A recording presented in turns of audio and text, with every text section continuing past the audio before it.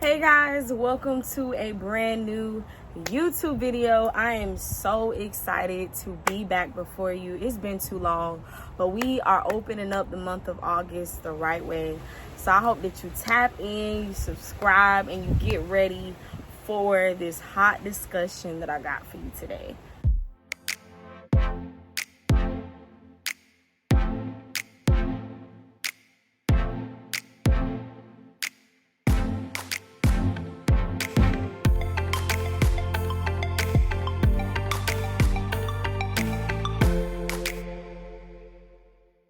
And it's good. So get your favorite beverage, get whatever you need, a snack, get comfortable, get cozy with me, and we about to tap in. Cheers. All right, so today's topic I think was really gonna bless you because it's been blessing me, and it's been something that I've really had to do while in this new single season that I'm in. And I don't know if any of you can relate, but when you're in a single season, you feel very isolated. There's a lot of reflection, a lot of revelations, a lot of things that you tend to learn about yourself that you really want to work on. So today's topic is all about breaking up with your own toxicity. And that's a tongue twister. So if I mess up that word throughout the video, just give me grace. Just give me grace. But I think that there is so much toxicity that we need to break up with. I think we have focused on people that we need to break up with, which is a good thing to focus on. But a lot of times we got to look inward. We got to look at the things that have constantly put us in a negative space. We got to highlight or really analyze the things about ourselves that have put us in a position to not be our best selves. And I know for me in this single season, I've had to reflect on a lot of who really am I? Like, who am I? And am I worthy of the person that I'm praying to God to bless me with? Like, am I at a space right now where I can handle exactly what I'm praying for? You follow me? So we're going to break down some of the things that I know that you need to break up with as far as your own toxicity. And I'm going to share with you how I have been able to learn to break up with those things within myself and still learning as we speak. So the first thing you got to break up with is self-sabotage. Self-sabotage is destroying your dreams. It's destroying your mental health. It's destroying the very power that is inside of you.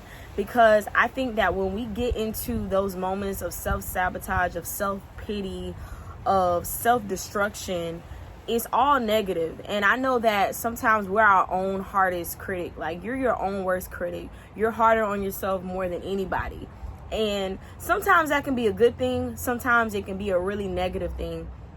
And I'm telling you right now, get out of those spaces where you are pouring into yourself all negativity. Like, the person that should be the most gentle, the most kind, the most sweet, the most, affirming is you. You know what I mean? A lot of times we're waiting for people to do that, and we have to realize, like, we got to do that. So the best way to break up with that is you got to tell yourself everything opposite of what you're feeling. If you feel pain, if you feel self-doubt, if you feel fear, if you feel like you're in a space where you just can't achieve anything, you feel stuck, you feel like you just keep failing, and you're just in a space where you just don't like yourself, you know what I mean? I say speak opposite of what you're feeling. If you're in a space where you don't really like what you look like, or you're in a space where you're not happy with who you are on the inside, you're not happy with the person that God created, you gotta speak everything opposite. So for me, I have to say, Kendra, you're beautiful, you're amazing, you're a great leader, you have so much drive, you have an amazing anointing, you have a voice that people need to hear. You are special to the earth, and your curves are beautiful, your thickness is beautiful, that extra weight on your stomach is beautiful. I mean, you just gotta just speak over yourself. And the more you speak it, eventually you're gonna believe it, because you've dedicated the time to speak everything opposite. So here, the trick is, you don't gotta feel those things in the moment, But the thing is that you can retrain your brain against all that negativity by pouring and feeding all the joy, peace, love, powerful words that you need to pour back in yourself. And the more you do that, the better you're going to feel, the better you're going to be able to get out of those self-pity moments. The second thing you got to break up with is your anger, is your delivery of how you communicate, is your tone, the negative tone of your voice, how you react to things. Like, let's just group it all together. We gotta be so careful of how we communicate, because I think as women, sometimes we're so passionate.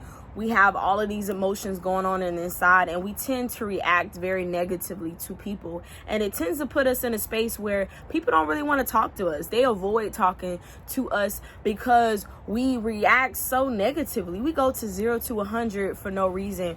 We react before we actually just listen. And I think I've been someone who's reacted instead of just listen. And that's something I want to break up with. That is toxic. And I don't want to be the person that just has such a loud tone, that just yells every time I'm aggravated.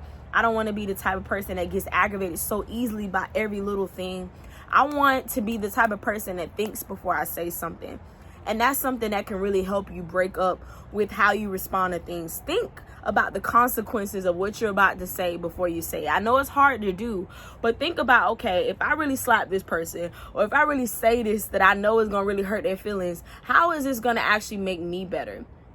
Yeah, it may feel like, oh, I won in the moment, but is it really gonna make me better in the long-term sense? And if you really can honestly say no to that question, then it's not worth saying, sis. It's not even worth distributing. It's not even worth delivering out into the atmosphere. And I think in relationships, because we feel passionate about something, if we feel like we're right, we tend to be more concerned about being right than actually being a team with the person that we're with, and we tend to communicate wrong. So I feel like if you're somebody who gets very angry very quickly, if you have a temper that you feel like you can't control, you have to invite spaces in your life where you feel joy, where you feel peace. You have to only surround yourself with people who bring the best out of you. I think sometimes we have brought the wrong type of people in our life, and then when we are this angry, bitter people, we tend to put all of that blame on them, not realizing like we allowed them in our lives. We allowed them into our space. That's why we don't have rest. That's why we get angry so much. That's why we don't have peace, because we allow those people. So be so careful of the people that you allow into your space, because your space is what you have control over. The next way that you break up with that is you got to think before you react. Think before you say what you want to say. Try to respond, try to communicate in a calm manner, so that way the person can actually receive what it is that you have to say, instead of you having to yell and go crazy about the things that you want to communicate. And even if they deserve that extraness, even if they deserve you popping off on them, you have to realize it does more damage to your soul than it actually does to the other person. So we got to break up with how we say things, how we deliver it, and make sure that we think before we say things. So important. The last thing you got to break up with is self-doubt. I think we have been such an audience and such viewers of people on social media, on YouTube, on all of these platforms, that we have not shown up for ourselves, because we're like, oh, well, I don't really want to start the book because I feel like I just saw somebody else write that book. And I don't really want to start the business because I feel like somebody else is doing the same thing I'm doing. Well, man, I like the way they do their content. I don't feel like I can do it that way, so I'm not going to record it. Like, we watch people so much that it puts us in a position where we doubt our own power. We doubt our own creativity. We doubt what we bring to the table. I don't care how many different reels and TikToks and content that you see out there. Always be authentic to yourself. Show up exactly how God created you. And the more you show up as you, is the better your content will be, the better that you will be for what it is that you're pursuing. Just stop being a viewer. You're more dedicated at viewing people than you are as actually doing the very thing that you're watching. If you're gonna watch people so that it inspires you to get up off your lazy behind and start doing what it is that you know you can do. And that's the season that I'm in right now. I have to constantly remind myself, like, Kendra, everybody that you're watching, even though they're great to watch, like, in order for you to get into this next level in your channel, in your creativity, in your motivational speaking brand, in order to go to the next level in that, you got to keep showing up, you know. And I know doing content can be draining, can be exhausting, you know, it can be a lot mentally, but the more that you do it, the more that you just be you, stop trying to be anybody else, is the better you will feel, the better that you will be for what it is that you're trying to show up for. And I believe that you can do it. I believe in you.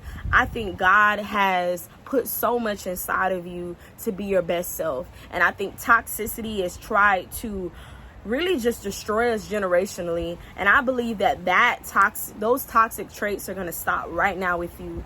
You are exactly what your bloodline has been waiting for. You are exactly what your family has dreamed of. Everything that your ancestors or your mama or your grandmama or anybody in your family couldn't do, you're going to be able to do it. And then when you do it, your children are going to show up the same way you showed up, and it's going to keep trickling down generations after you. So think about just how you show up for yourself. Think about the spaces that you create safe environments for yourself. Don't put yourself around people who truly, you know, allow you to dim your light, you know. And don't believe the negative voices that the enemy tries to put in yourself. Like, only believe what you know God has called you to be. And the more that you get to know God, is the more that you're going to understand your power, is the more that you're not going to doubt what you bring to the earth. Because I think we live in a very crowded space within this earth. We have so many different creatives around us. We have so many different people around us that's doing different things, and it kind of causes you to get in your head. It causes you to feel like, how am I really unique in this world where everybody has some of the same talents, some of the same dreams? No, there is nobody like you. Nobody like you. So you got to show up for yourself. You got to believe in yourself. You can't be hard on yourself. And the more you break up with this toxicity that you have been holding on to, is the more that you're going to keep living your best life now. Life is to be lived now. We are here for a good time, not a long time. So you have no more time to waste. Just like my bishop said last Sunday, you have been at the starting line. It is time to just run. And I think I have been that type of person where I've been at the starting line over and over again, and then I'll take breaks, and then I'll start running again, and then I'll take another break, and I'll start running again. Like, no, I'm tired of taking breaks. It's time to go full-fledged into my purpose. It's time to not take breaks. It's time to make sure that I'm showing up for myself daily. And I believe you can do it too. So if this blessed you, if you are going to turn this video off and start breaking up with the toxicity that has showed up in your life, let me know what you about to break up with. Let me know what you gonna work on so we can work on it together. I love you, and I hope that this is really allowed you to think about the things that you've held on to, the things that you've harbored on to. And I pray that you release it all in Jesus' name. And follow me on Instagram at More Motivation, MOORER Motivation. I love you. It's nothing you can do about it. Keep being great. Keep shining. You're amazing. You're beautiful. You're worthy. You're a blessing.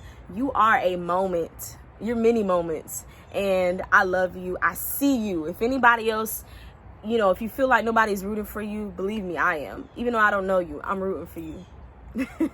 Have a good one. And I'll see you next time.